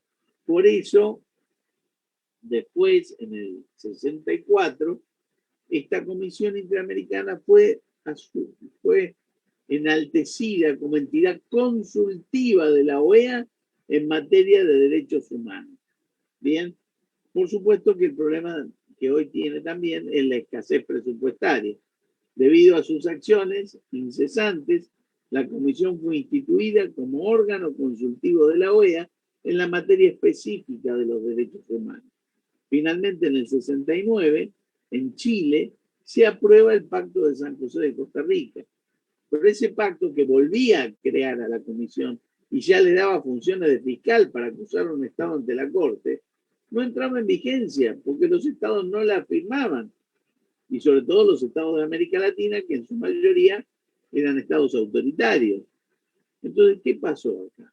Hubo un año, que fue el año 1979, donde se hicieron los famosos acuerdos Carter-Trujillo, que eran acuerdos que le daban por 10 años más el Canal de Panamá a los Estados Unidos. Estos acuerdos de alta importancia hicieron que todos los países del continente mandaran a sus representantes a la firma. ¿Y qué hizo Carter, que era muy vivo? Firmó los acuerdos y además firmó el Pacto de San José de Costa Rica, lo que hizo que muchos países latinoamericanos lo firmaban y sus congresos lo aprobaron. Con eso, en el año 79, el Pacto de San José de Costa Rica tuvo 15 firmas y entró en vigencia. Con la cuestión interesante es que Carter sabía que su Congreso no iba jamás a aprobar al Pacto de San José de Costa Rica, de tal manera que él lo firmó sabiendo que nunca iba a entrar en vigencia, porque el Congreso norteamericano nunca aprueba un pacto donde se genere una corte que sea más poderosa que la Corte Suprema de los Estados Unidos. Pero lo que siempre va a quedar es que la Comisión, si bien no puede llevar a un país como Estados Unidos o Canadá a la Corte, sí puede recibir denuncias por su primera constitución y por ser Estados Unidos parte de la OEA sobre incumplimiento de derechos humanos en Estados Unidos e incorporarlas en su informe anual. Por supuesto, eso no permite que Estados Unidos sea llevado a juicio a la Corte Interamericana. Pero este es el único tratado del mundo donde Estados Unidos puede ser denunciado al menos. Esto como dato de color. Bien. El importante rol que tiene la Comisión de iniciar procesos ante la Corte Interamericana lo es si estima que el obrar de los estados que están denunciados así lo ameritan, o también pedir a la Corte Interamericana el dictado de una opinión de consulta. ¿Cómo es el proceso ante la Comisión? Uno hace la denuncia siempre acreditando que se agotaron los recursos internos o que no hubo posibilidad de hacerlo por imposibilidad del propio Estado. Frente a ello se abre una consulta al Estado, se le dice que hay denuncias, puede hacer la comisión, si el Estado lo permite, una inspección en el lugar donde va la comisión, el Estado la recibe y la comisión recibe aportes a favor o en contra de esa denuncia, y después de producir alguna prueba se hace un primer informe que es reservado solo para el Estado, donde se le dice si violó los derechos humanos a criterio de la comisión, mire, usted ha violado el derecho tal o cual, tiene tanto plazo para recomponer la situación.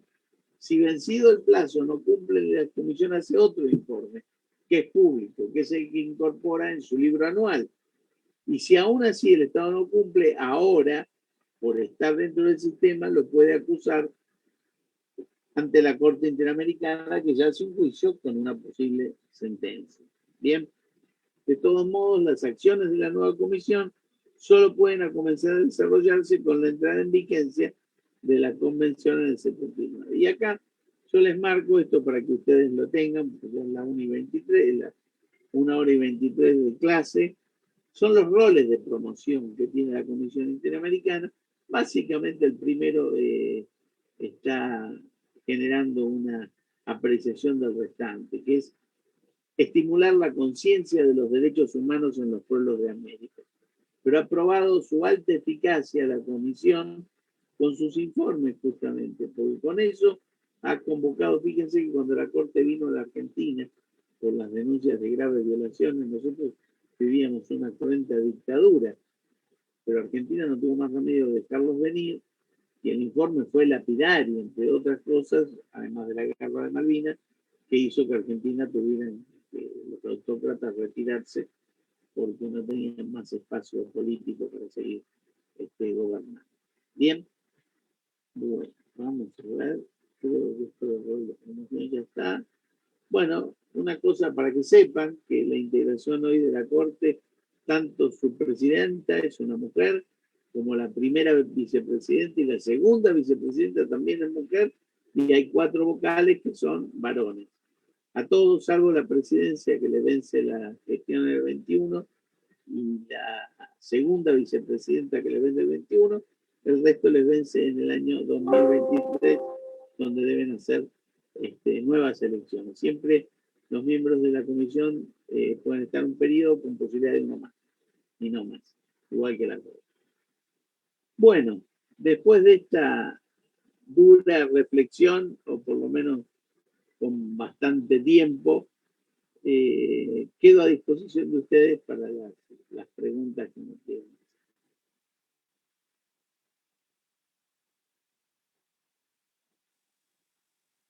Muchísimas gracias, doctor. Entonces vamos a iniciar con la segunda y última parte de esta ponencia, que se refiere a las preguntas para que ustedes puedan profundizar en aspectos generales del tema que hemos visto el día de hoy.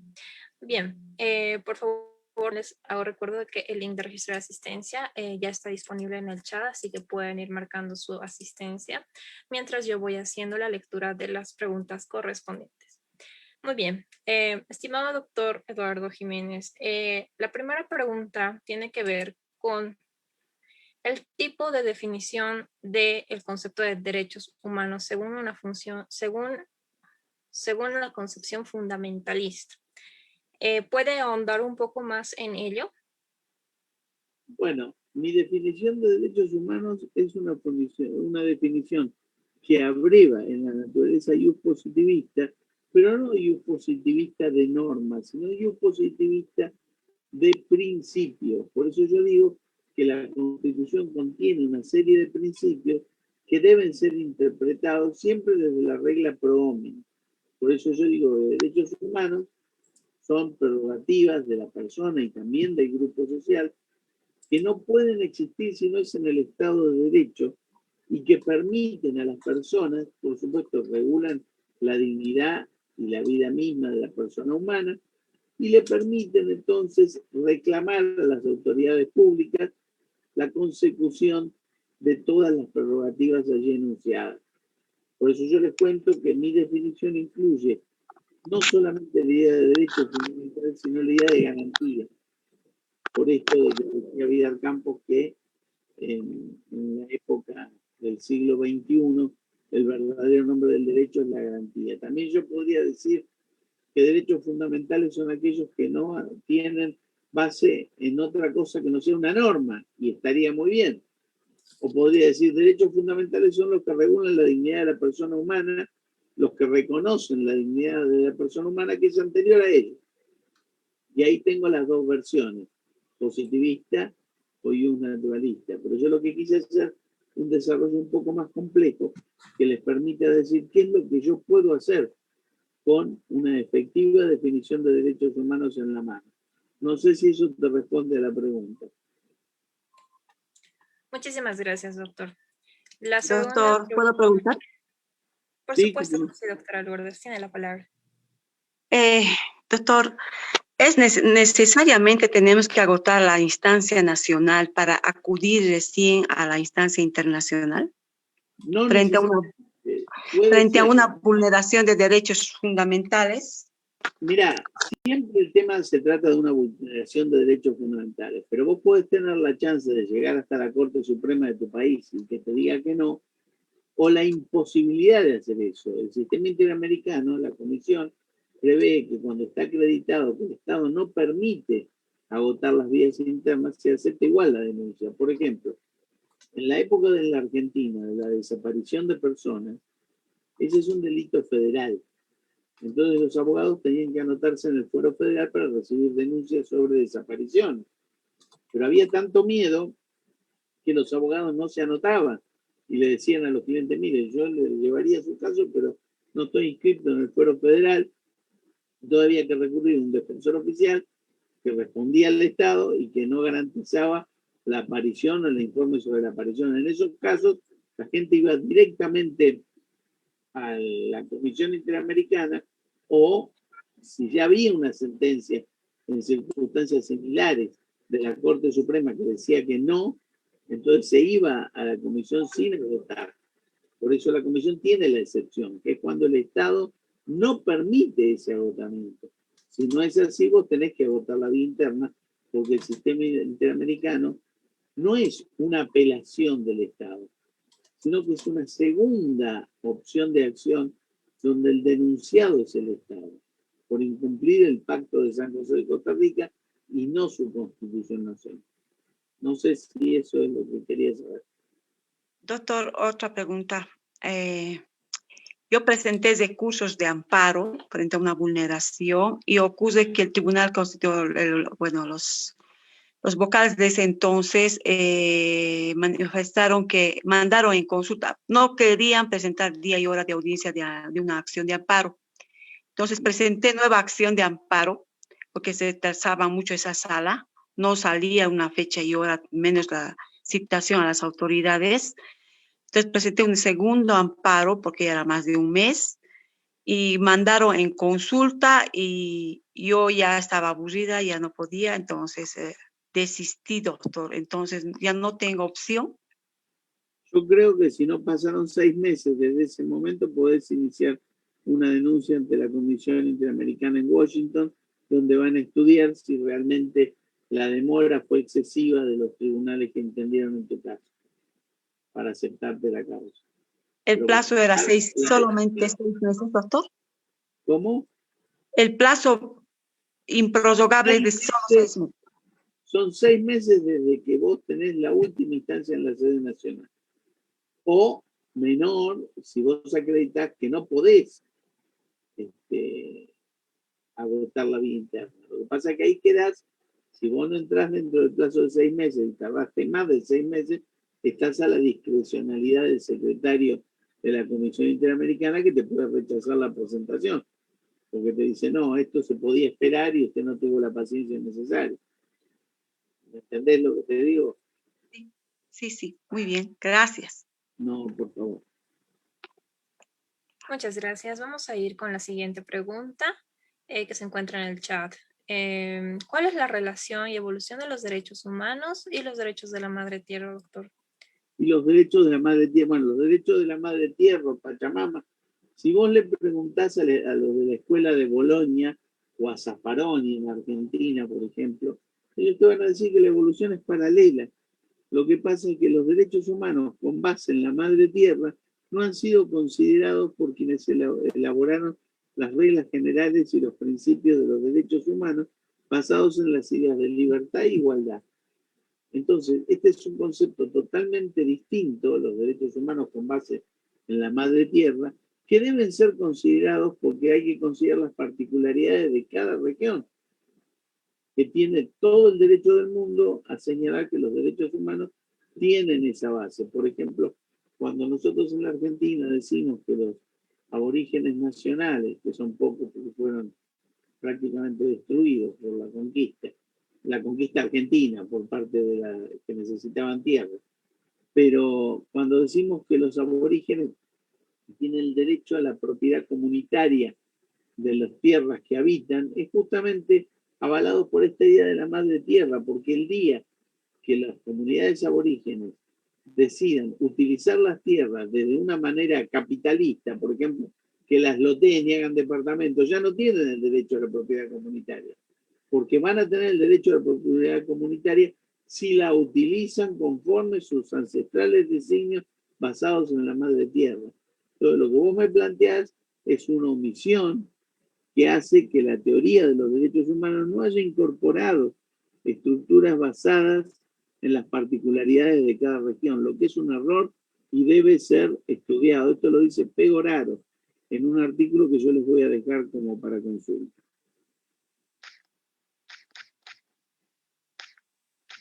Muchas gracias, doctor. La siguiente pregunta la hicieron directamente por el chat y es la siguiente. ¿Existe alguna diferencia dentro de la conceptualización o aplicación o materialización de los derechos humanos y los derechos fundamentales? Bueno, sí, dale. Y en estos casos, ¿pueden ser protegidos en el mismo sistema nacional e internacional? Mira, los únicos que han hecho la distinción han sido los españoles. Han dicho derechos humanos son los que están en las convenciones internacionales y derechos fundamentales son los que están ligados a la Constitución española. Y con esa división han decidido que algunos derechos humanos que están en el orden internacional no están en la Constitución española y por lo tanto no son derechos fundamentales. Esta es la única división tajante y concreta. En el resto del mundo, la voz derechos humanos o derechos fundamentales se usan como sinónimos. Excelente, muchas gracias, doctor. Continuamos con otra pregunta. En este caso es del chat de Zoom. ¿Se podría decir que los derechos humanos están ligados a los objetivos de desarrollo sostenible en el cumplimiento de la Agenda 2030, tomando en cuenta que las metas están enfocadas al cumplimiento o reconocimiento de los derechos fundamentales que en muchas sociedades no están reconocidos? Bueno, sí, porque la Agenda 2030 no está dependiendo de las consideraciones de los estados nacionales, porque se ha coincidido en un criterio global de derecho internacional de los derechos humanos. O sea que sí están ligados, y sí están ligados a una nueva reflexión que tendría que hacer que se adapten las nuevas constituciones a principios que son ya generalizados en materia de derechos humanos en el derecho internacional. Es ahí donde el derecho internacional de los derechos humanos presiona a los derechos nacionales para adecuarse. Pero también hay que tener presente que el derecho internacional de los derechos humanos no se negocie solo entre muy pocos países, porque entonces dejan de reconocer las calidades de las naciones, por ejemplo, de Latinoamérica, del África o del Asia. Muchísimas gracias, doctor. ¿Usted cree que se deben aplicar de manera directa y favorable los derechos humanos en un Estado democrático y constitucional de derecho, como es el caso de Bolivia? Bueno, ustedes tienen una constitución que aparte es multicultural, o sea que los derechos debieran ser de aplicación con vigencia y validez del multiculturalismo que ustedes pregonan. Pero la aplicación o no de los derechos que están en su constitución va a depender que el sistema constitucional sea real y no solamente formal. Yo, por supuesto, que no puedo introducirme en las discusiones internas de tu país, pero sí te puedo decir que tiene una constitución que expresa muchos valores de los derechos humanos de Latinoamérica. No estoy seguro de decirte con toda la letra que esto se cumple, porque sé que hay varios conflictos en ese camino, que en algunos casos se dice hay dos Bolivias, que hay una tensión entre ambas cuestiones. Bueno, esa es una cuestión que tu nación tiene que evaluar y consolidar en el mejor camino posible. Bien, pero eso es hasta donde te puedo responder, sin inmiscuirme en asuntos que no son de mi incumbencia por una cuestión de respeto. Muchísimas gracias, doctor. Y ya para finalizar, ¿cuál es su consideración respecto a la aplicación del estándar más alto dentro de la protección fundamental a los derechos humanos? Bueno, este estándar más alto es lo mismo que hablar del principio pro homine. Por ejemplo, esto se ve muy claro en los derechos económicos, sociales y culturales, que el artículo 26 del Pacto de San José de Costa Rica dice que se deben aplicar en la medida de las posibilidades de los estados. Vidal Campos dice, la medida de las posibilidades de los estados es las medidas de las posibilidades reales que tenga el Estado dentro del estándar más elevado posible. Así que sí, considero que sí, deben ser aplicados y perfeccionados dentro de los estándares más altos. Lo que pasa es que eso a veces es muy difícil para los países más pobres. Por eso entiendo que hay que dar una nueva discusión, un nuevo constitucionalismo latinoamericano. Muchas gracias, doctor. ¿Cuál sería su criterio sobre los derechos fundamentales y fundamentalísimos si tienen una relación con la categorización de generaciones de los derechos humanos? Mira, yo llego hasta pensar que es, que tiene buen criterio docente hablar de derechos de primera, segunda y tercera generación porque considera su aplicación histórica. Ya hablar de derechos fundamentales y fundamentalísimos implica que el sistema se está quebrando y que hay que, como dicen los que juegan a las cartas, barajar y dar de nuevo. Porque si no vamos a regar los fundamentalísimos, después los superfundamentales y después los extra fundamentales para justificar cada nueva violación. Lo que hay que hacer es adecuar los sistemas constitucionales a las posibilidades reales de cada Estado.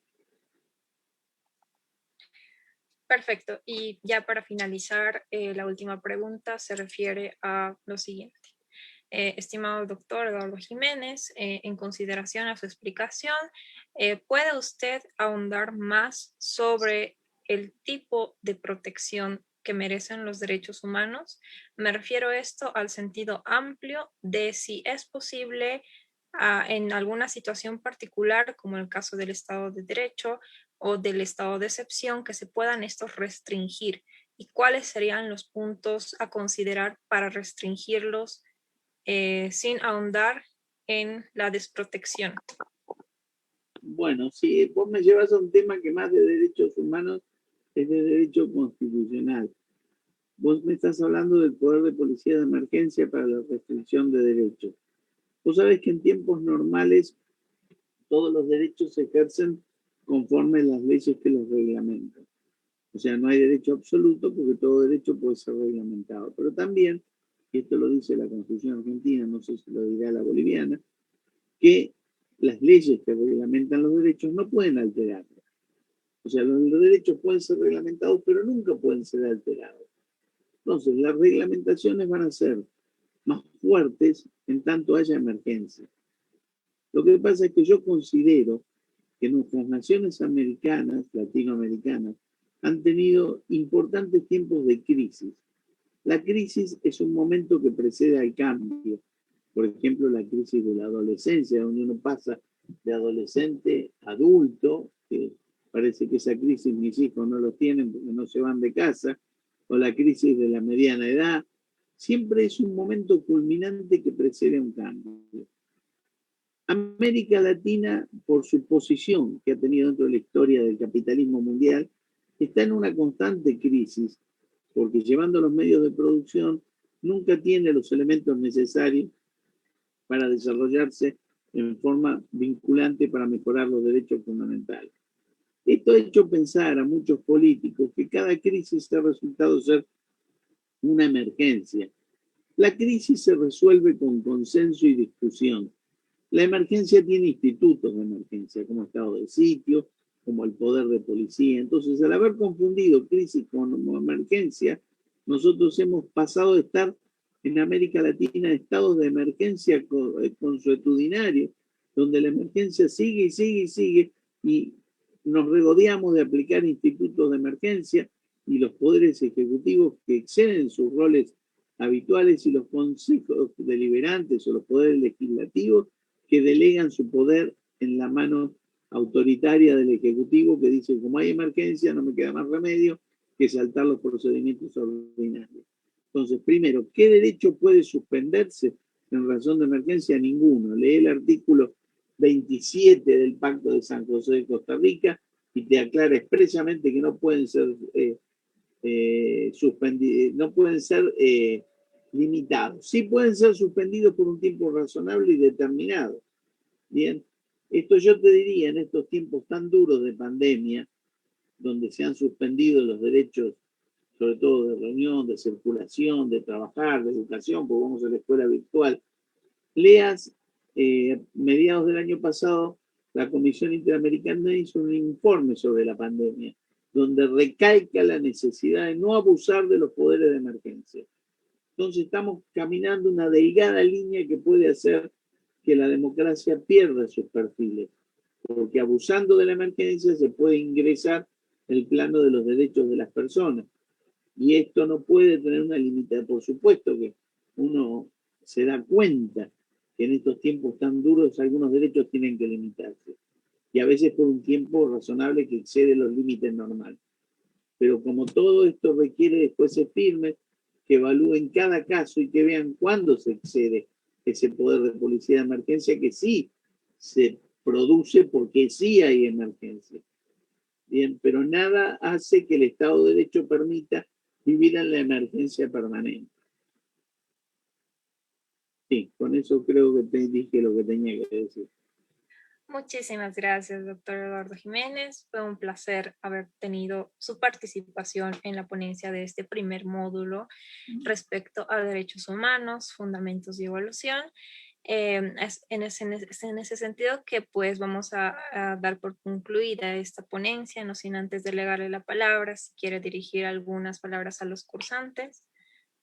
Bueno, mis palabras son primero de agradecimiento por la posibilidad de conversar con ustedes.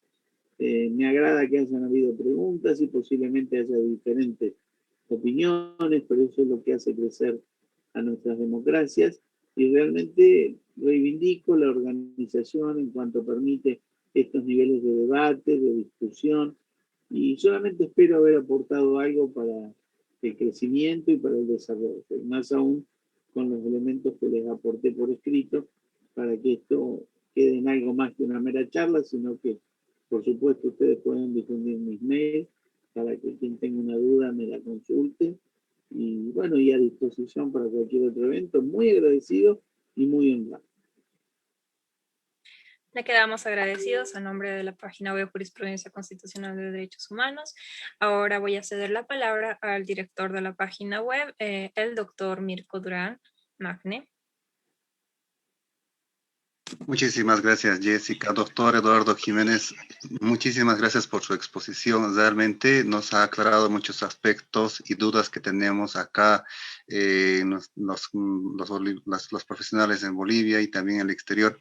Estas experiencias, estos conocimientos que usted nos imparte, realmente son necesarios para el conocimiento y desarrollo profesional de cada uno de nosotros.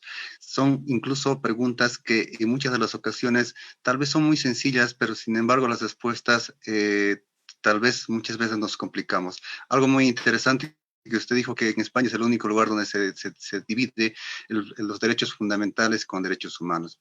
Entonces, bajo esa respuesta, creo que todos ahora tenemos que ver bajo una óptica que cuando hablamos de derechos, hablamos bajo una sola óptica, los derechos humanos que están vinculados a la dignidad personal y al desarrollo personal de todo ser, para que pueda tener una mejor vida en la sociedad como tal.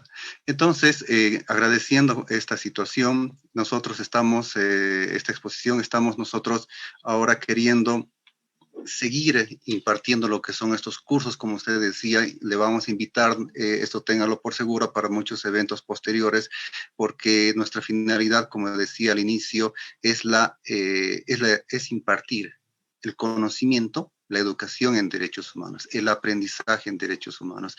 Queremos promover todo aquello que tal vez está muy ampliamente desarrollado en el exterior, pero también tenemos que empezar a desarrollar en lo que es el interior de nuestro país. Dicho de esta manera, nosotros el primer módulo lo estamos desarrollando partiendo desde el punto de vista de los derechos fundamentales, su evolución y sus fundamentos. Más adelante tenemos un segundo módulo que es relacionado al Sistema Universal de Protección de los Derechos Humanos, el sistema interamericano, que usted ya nos adelantó un poco respecto a la Comisión Interamericana y a la Corte Interamericana de Derechos Humanos. Así que nuestra visión sigue en ese camino y nosotros vamos a seguir desarrollando todos estos aspectos con el fin de poder otorgar mayor conocimiento y además promover mucho más lo que son los derechos humanos a nivel nacional e internacional. Muchísimas gracias, doctor, por todos sus conocimientos impartidos. Le agradecemos muchísimo, y también a todos los participantes que están en este curso. Agradecerles e invitarles a que sigan con nosotros en los siguientes cursos que también les vamos a ir brindando de acá en las siguientes semanas. Muchísimas gracias, doctor. Muchísimas gracias a todos. Gracias a ustedes. Bueno, Muchas gracias, estimados participantes. Con esto damos por cerrada esta sesión del primer módulo. Los invitamos a seguir la página web para poder estar al tanto de los programas de inscripción que se estarán gestionando en los próximos días para los módulos posteriores. Estimado doctor Eduardo Jiménez, un placer tenerlo en sala. Estimado doctor Mirko Durán, gracias por el apoyo, y por supuesto hacemos una mención especial a las organizaciones que nos están avalando en este módulo: el Ilustre Colegio de Abogados de Chuquisaca y la Universidad Mayor Real y Pontificia San Francisco Javier de Chuquisaca, por aperturar estos espacios de diálogo e intercambio de conocimientos. Con esto damos por cerrada la sesión. Muchas gracias y buenas noches a todos. Muchas gracias, buenas noches. Muchas gracias. Muchas gracias. Gracias. Muchas